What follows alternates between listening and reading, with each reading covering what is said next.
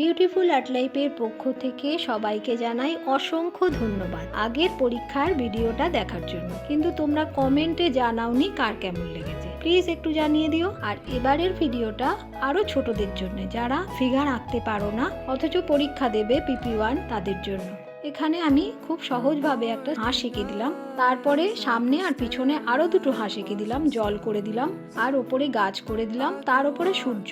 এবার এইটাকে তোমরা কালার করে নাও। আমি কেমন করে কালার করছি তোমরা দেখো, দেখে অবশ্যই কমেন্টে জানিও কেমন লাগলো।